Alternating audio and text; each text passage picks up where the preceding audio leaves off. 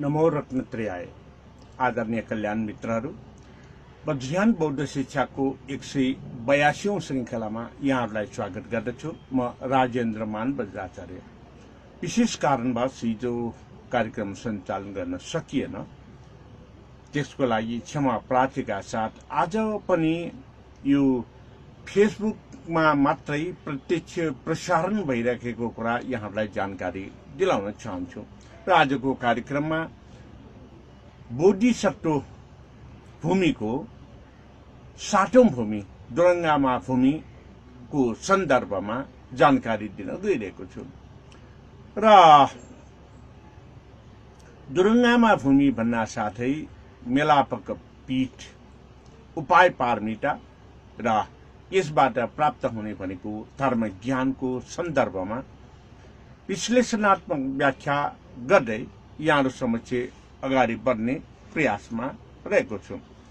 र यो कार्यक्रमलाई सञ्चालन गर्दाखेरि जुन चाहिँ पहिलो आधा घण्टा 6 बजेदेखि 6:30 बजेसम्म नेपाली भाषामा र दोस्रो आधा घण्टा 6:30 देखि 7 बजेसम्म अंग्रेजी भाषामा प्रसारण गर्ने जानकारी पनि गराउन चाहन्छु। र आज पनि यसै अनुसार कार्यक्रम सञ्चालन हुने कुरा यहाँहरूलाई जानकारी गराउन चाहन्छु।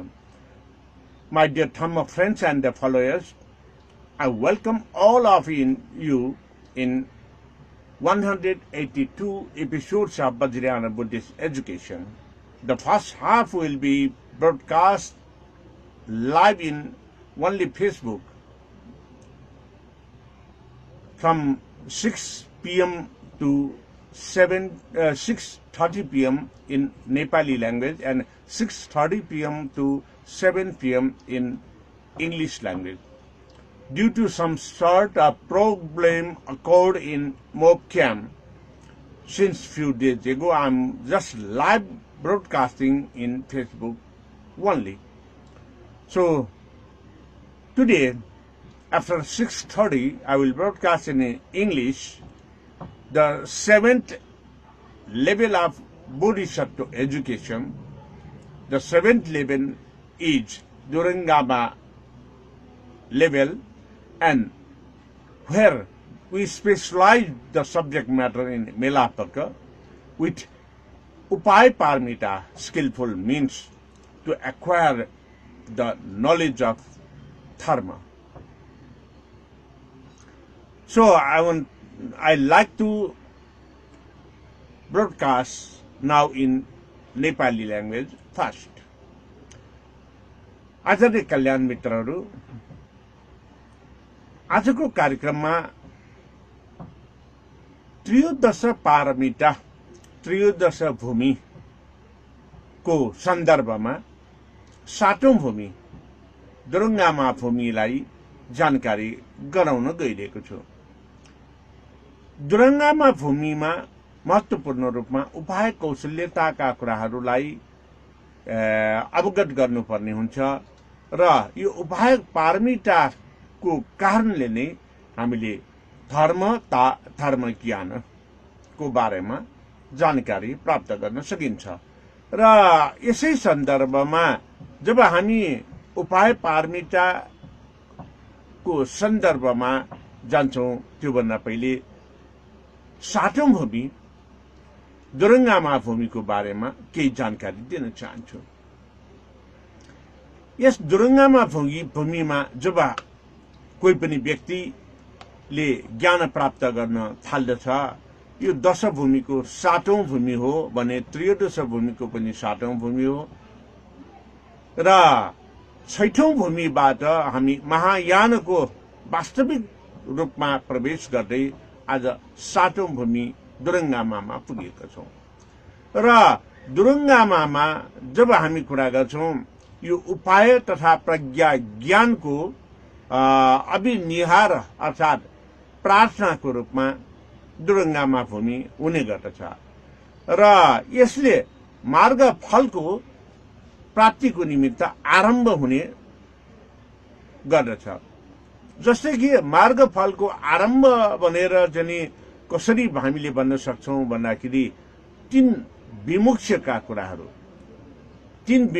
कुराहरू भनेको शून्यताको ज्ञान, अनिमित्त ज्ञान र अप्रनिहित ज्ञानका कुराहरू यो दुरङ्गामा भूमिमा अथवा 7औं कक्षाको बोधिसत्व ज्ञानको सन्दर्भमा हामी प्राप्त गर्न सक्छौं, जहाँ यिनै ज्ञानहरूको आधारमा अर्थात् शून्यता, अनिमितता, अप्रनिहितताको आधारमा भावना, महापुण्य र सम्भार वृद्धि कसरी गर्ने भन्ने कुराको बोध गर्नेछौं र यही बोध गर्ने क्रममा सर्वधर्म भनेको के हो त भन्ने कुरालाई पनि हामीले जानकारीमा लिनेछौं। त्यसै गरेर नैरात्माको ज्ञान पनि हामी यही 7औं भूमिबाट प्रारम्भ गर्दै जानेछौं। निसत्व ज्ञानको बारेमा पनि जानकारी लिने गर्छौं।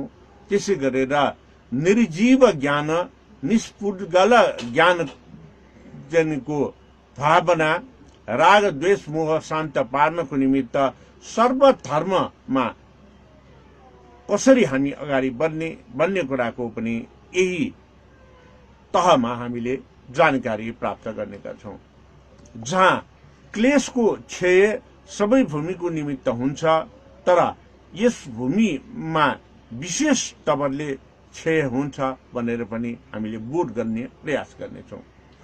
त्यसकारणले यी सम्पूर्ण ज्ञानहरू प्राप्त गर्नको निमित्त काय वाक चित्त शुद्ध गर्नको निमित्त हामी अग्रसर हुनुपर्दछ। जब हामी प्रज्ञा पारमिताको कुरा चाहिँ गर्छौं, त्यो बेलादेखि हामीले पूर्णतया काय वाक चित्त शुद्ध गर्नको निमित्त अग्रसर हुने गर्छौं। यसैको कारणले हामीले बोधिसत्व मार्गस्थ भई बोधि चित्त उत्पत्ति भएर हामीले उपाय र प्रज्ञा ज्ञानको वास्तविकतालाई बुझ्न सकिने अभ्यासमा हामी प्रवेश गर्छौं र यस भूमि अर्थात् यो दुरङ्गामा भूमिमा सुविचित्त विषय ज्ञानको पनि हामीले प्राप्त गर्नेछौं। सुविचित्त विषय ज्ञानको प्राप्ति कसरी गर्छौं भन्दाखेरि हामीले यो ज्ञानको प्राप्त गर्नको निमित्त 10वटा समाधिका कुराहरूलाई बोध गर्नुपर्ने हुन्छ र ती समाधिका कुराहरूलाई बोध गर्ने बेलामा प्रज्ञा र उपायको बलले हामीले अरू कुराहरूलाई बोध गर्दै गर्दै गर्दै आफूमा समाहित गरेर अगाडि बढ्ने कुरालाई नै समाधिको महायान ध्यानको रूपमा हामीले बुझ्ने गर्छौं।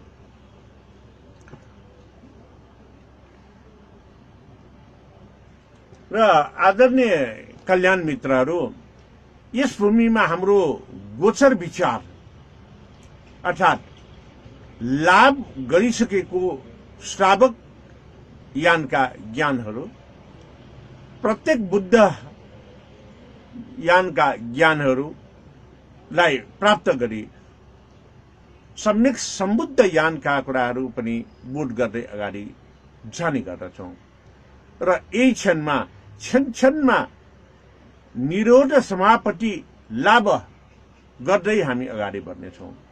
निरोध समापति ज्ञानलाई लाभ गर्दै अगाडि बढ्ने क्रममा हामीले भूतकोटीमा विहार गरी निरोधलाई साक्षात्कार गरिराखेको पनि यो चाहिँ हुँदैन भन्ने ज्ञान पनि अनुभव र अनुभूतिको आधारमा हामीले महसुस गर्छौं, जहाँ अनाभोग चर्या तीव्र गतिले पूर्ण हुन्छ। बोधिसत्वहरूको भूमि धेरै बुद्धहरूको अभाव पाउँछन् र यसरी बोधिसत्वहरूको भूमिमा बुद्धहरूको अभाव चाहिँ भएकै कारणले उपाय कौशलताबाट पारमितामा बढी हामी सक्रिय हुने गर्छौं। यसरी उपाय कौशल्यताबाट पारमितामा सक्रियता भएर अगाडि बढ्ने क्रममा हामीले यो दुरङ्गामा भूमिको महत्वपूर्ण रूपमा हामीले चाहिँ बोधिसत्व बसप्रति देवराज समान हुन्छ भन्ने कुराको पनि बोध गर्ने गर्छौँ। हो आदरणीय कल्याण मित्रहरू, यसरी हामीले यो उपाय पारमिताबाट धर्म ज्ञानलाई प्राप्त गर्न प्रयास यही दुरङ्गामा भूमिमा गर्ने गर्दछौँ। अब महत्त्वपूर्ण रूपमा उपाय पारमिता भनेको के हो त? उपाय पारमितालाई व्याख्या विश्लेषण गरेर बढी विश्लेषणात्मक रूपमा हामी सामु सिद्धाचार्य नागार्जुनले व्याख्या विश्लेषणात्मक ढङ्गले अगाडि बढाएका थिए र उपाय कौशल्यताकै कारणले अवगुणलाई गुणतर्फ लैजाने, अज्ञानतालाई ज्ञानतर्फ लैजाने र आत्मवादलाई अनात्मवादको बोध गराउने, अनित्यतालाई वास्तविक रूपमा बोध गराउन प्रयास गर्ने, यही नै यो उपाय पारमिताको महत्त्वपूर्ण पक्ष हो। उपाय पारमिता, उपाय कौशलता, उपाय कौशल्यता साधारण कुराहरू हामीले गर्दा भन्दा उपाय पारमितालाई कसरी हामीले पूर्णता दिन सकिन्छ? जस्तो कि हामीले अहिलेको समयमा पहिला पहिला प्ले ग्रुप वा यो मोन्टेसोरी शिक्षा भन्ने थिएन। सिधा कक्षा 1 को आधुनिक शिक्षा दिने गर्थ्यौं। प्रारम्भ क ख ग घ देखि यर लव सह छह क्षेत्र ज्ञसम्मको ज्ञान दिन्थ्यो। त्यसै गरेर अंग्रेजी भाषामा ए देखि जेड सम्मको अक्षर चिनाउने र त्यसबाट शब्द निर्माणका ज्ञानहरू दिने गर्छ। जुन ज्ञानहरू दिने बेलामा क भनेर लेखिसकेपछि त्यसलाई गोलाकार लेख्ने, एउटा थर्सो तान्ने, फेरि अर्धगोलाकार लेख्ने अनि माथिबाट यसरी थर्सो तान्ने भनेर क भनेर सिकाइन्थ्यो। यति सिकाएपछि कबाट के बन्छ भनेर कलम भनेर सिकाउँथ्यो। अक्षरले मात्र चिनाएर पछि आएर कबाट बन्ने शब्द कलम, कलमको चित्र लेख्न थालियो र अहिलेको परिस्थितिमा कलम नै देखाएर पढाउने गरिन्छ।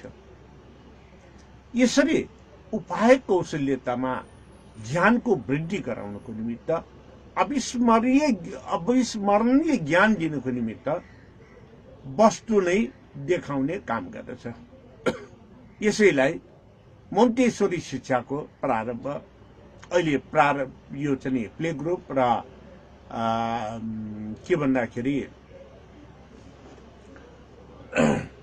प्ले ग्रुप र प्राथमिक शिक्षाहरू दिने यसरी दिने गरिन्छ। र यो शिक्षा वज्रयान बौद्ध धर्ममा उपाय कौशल्यता भनेर यसैलाई भन्ने गरिन्छ। र त्यसपछि के सृजना गर्न थालियो भन्दाखेरि यो दुरङ्गामा भूमिको मेलापक्कको कारणले उपाय पारमिताबाट अग्रसर हुनको निमित्त कुनै पनि ज्ञानको बोध गराउनको निमित्त त्यही वस्तु देखाउने र त्यस्तै स्वरूपमा जुन ज्ञानको हामीले पठन पाठन वा ज्ञान दिने कार्य गर्छौं, त्यो ज्ञानको सन्दर्भमा कुनै पनि वस्तु सृजना गरेर अगाडि बढाउने, देखाउने काम गर्छौं। यसरी वस्तु विशेषलाई नै प्रतिबिम्बित गर्दै अगाडि बढाउने क्रममा गद्यकुट पर्वतमा शाक्यमुनि बुद्धले आनन्द भिक्षुलाई भवचक्रको मण्डल निर्माण गर्न लगाएर भवचक्रमा यो हेतु फलको कारणले हामी यसरी जन्म लिन पुग्छौं भनेर भवचक्र व्हील अफ लाइफको मण्डल सृजना गरेर ज्ञान दिनुभएको थियो। यो पनि एउटा उपाय कौशल्यताको महत्त्वपूर्ण माध्यम हो। त्यसैले मैले चाहिँ भन्दैछु यो के भन्दाखेरि वज्रयान बौद्ध धर्ममा पनि यसरी नै अभ्यास गराएर अभ्यस्त पार्नको निमित्त ज्ञान दिनको निमित्त विविध वस्तुहरूको सृजना गर्ने गरिन्छ। त्यसरी वस्तुहरूको सृजना गर्ने सन्दर्भमा नै देव देवताका मूर्तिहरू सृजना गर्ने गर्दछन्। देव देवताका मूर्तिहरूमा हातमा आयुधहरू लिएका हुन्छन्। देव देवताका मूर्तिहरू एउटा मुख, यो अनुहार, दुईटा अनुहार, तीनटा अनुहार यसरी देखाइएका हुन्छन्। हँसिलो अनुहार, क्रोध अनुहार देखाइएका हुन्छन्। यी सब प्रतिबिम्बित गरेर उपाय कौशल्यताले ज्ञान वृद्धि गराउनको निमित्त ज्ञान मात्र होइन कि अविस्मरणीय कहिले नबिर्सने गरेर ज्ञान दिनको निमित्त यो पठन पाठन हुने गर्दछ। जस्तो कि हामीलाई कुनै पनि नौलो वस्तु सृजना गर्ने सन्दर्भमा ज्ञान दियो। त्यो नौलो वस्तु यदि तपाईको जन्म यो पहिलो जन्म हो भने, पुनर्जन्म होइन भने त्यहाँ के हुने गर्दछ त भन्दाखेरि तपाईले जुनसुकै कुरा देखाए तापनि त्यसको अनुमान र अन्दाज लगाउन सक्नुहुन्न। तर तपाई यो पुनर्जन्ममा हुनुहुन्छ भने पुनर्जन्मले सांकेतिक रूपमा तपाईमा संस्कारको ज्ञान प्रतिबिम्बित भइसकेको हुन्छ।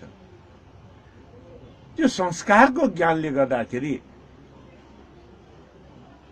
त्यहाँनिर त्यो कुनै पनि आकारको वस्तु देखाउन साथ अनुमान गर्न थाल्छ। जस्तो कि अँध्यारो ठाउँमा डोरी फालिएको देख्यो भने त्यो डोरी देख्न साथ तपाईं तर्सिने हुन्छ, सर्प हो कि भनेर। त्यसकारणले यो ज्ञानमा उपाय कौशल्यता, उपाय पारमिताबाट पारङ्गत हुनको निमित्त अत्यावश्यक हुने गर्दछ। उपाय कौशल्यताकै कारणले विविध माध्यमहरू हामीले प्राप्त गर्न सक्छौं। यो माध्यमहरू प्राप्त गर्ने क्रममा जस्तो वज्रयान बौद्ध शिक्षा यो फेसबुक लाइभ मार्फत तपाईहरुलाई दिइराखेको छु। यसले तपाईहरुसम्म ज्ञान प्रदान गर्न सक्ने, मैले बुझेका जानेका कुराहरू तपाईले बुझाउनको निमित्त सहज वातावरण बनाइदिएको छ। यो एउटा माध्यम हो हाम्रो, जुन माध्यम भनेको अहिले मैले साधारण मोबाइलबाट यो प्रत्यक्ष प्रसारण भइरहेको छ, कुनै ठूलो विशेष क्यामेराबाट होइन।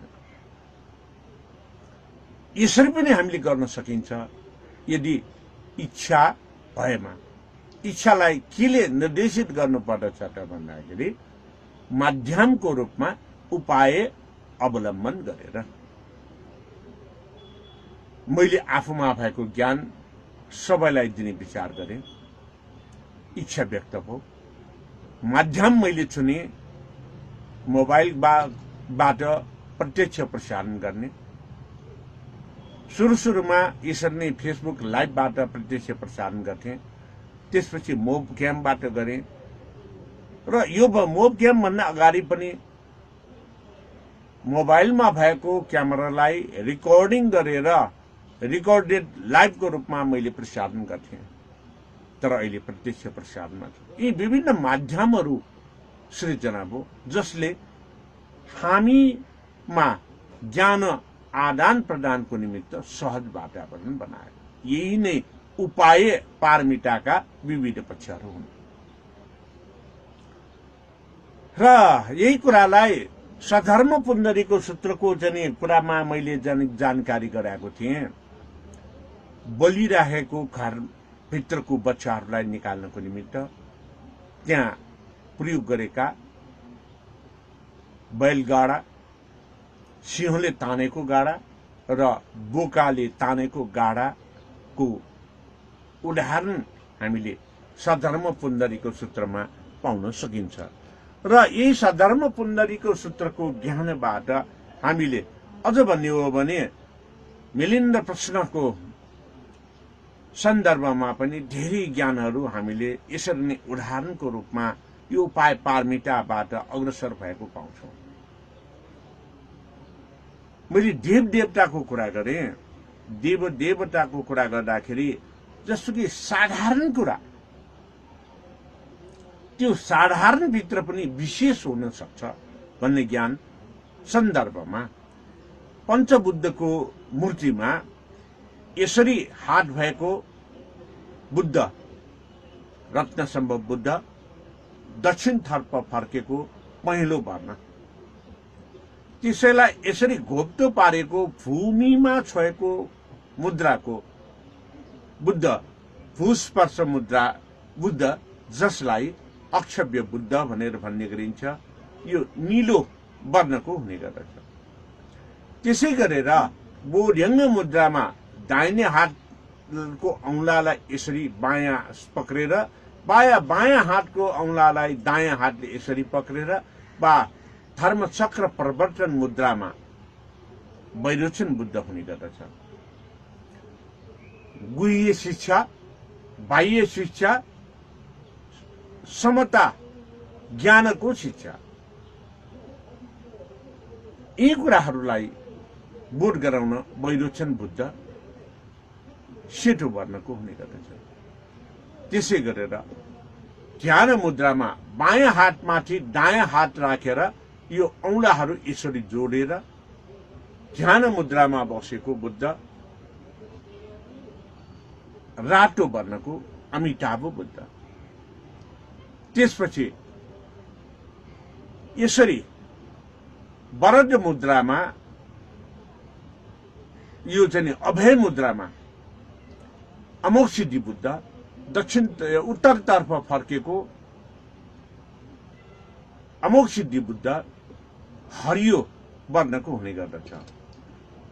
वरद मुद्रा, भूस्पर्श मुद्रा, बोध्यङ्ग मुद्रा, धर्मचक्र प्रवर्तन मुद्रा, ध्यान मुद्रा, अभय मुद्रा, यो पञ्चबुद्धका 5 वटा रंग। तर तपाईहरुले कुनै कुनै मूर्ति यसरी जुन चाहिँ वरद मुद्रामा हुने गर्दछ र नीलो वर्णको मूर्ति पनि तपाईहरुले देख्न सक्नुहुन्छ।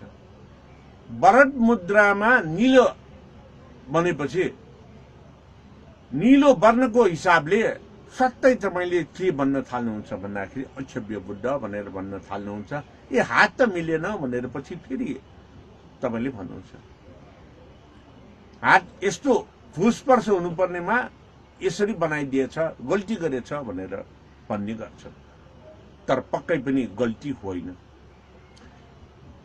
वरद मुद्रामा यसरी हस्त मुद्रा रहेकोमा हातबाट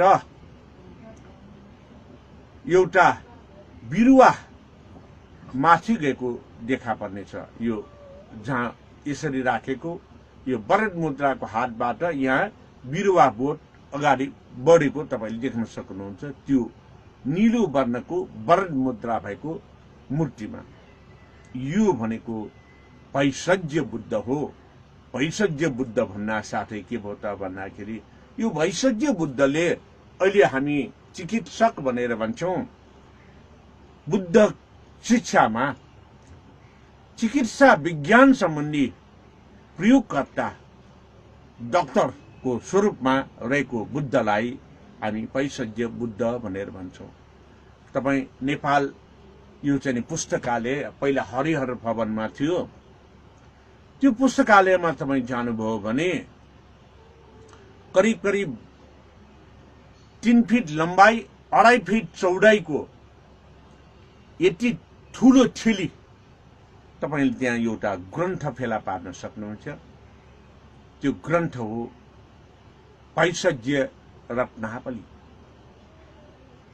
भैषज्य रत्नावली भनेको उनै भैषज्य बुद्धले चिकित्सा विज्ञानको सन्दर्भमा उपचारको निमित्त सृजना भएका उपचारका विधिहरू।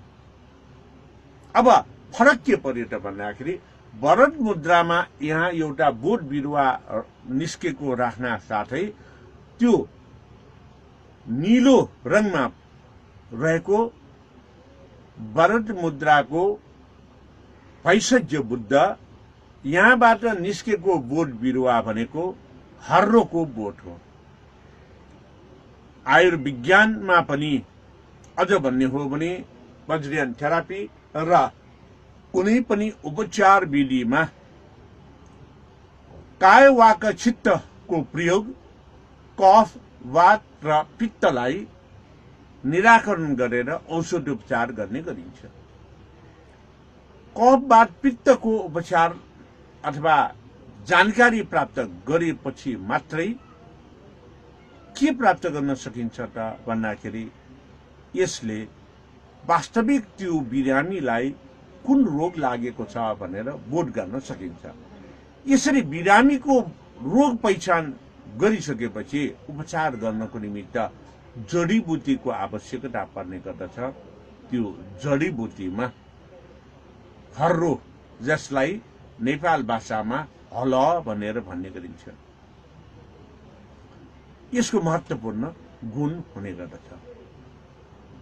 त्यसकारणले आदरणीय कल्याण मित्रहरू, यसरी मूर्तिमा त्यो जडीबुटीबाट उपचार गरिन्छ भन्नको निमित्त हर्रोको बोट त्यहाँ चाहिँ हातमा राख्न लगाएर वैशिष्ट्य बुद्धको पहिचान गर्यो भनेपछि यो एउटा चिकित्सक बुद्धको रूपमा प्रतिबिम्बित गराउनको निमित्त अर्थात् जडीबुटीबाट उपचार हुन्छ भनेर जानकारी दिलाउनको निमित्त सृजना गरिएको मूर्ति हो। वास्तवमा मूर्ति थिएन।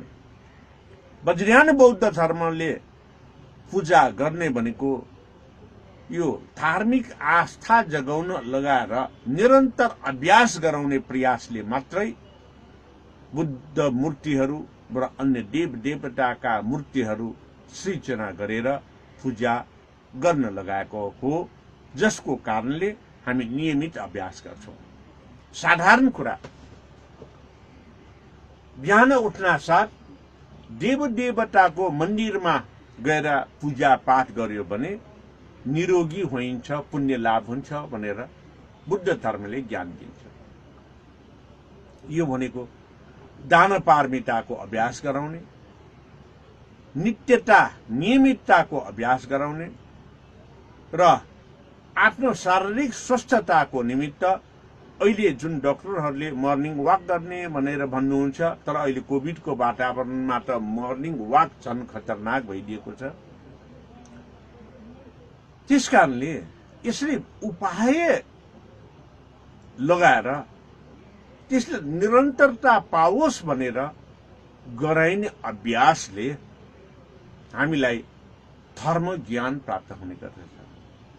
धर्म ज्ञान प्राप्त भएकै कारणले धार्मिक आस्था र विश्वासको मार्फत हामीले यसलाई निरन्तर अभ्यास गर्छौं।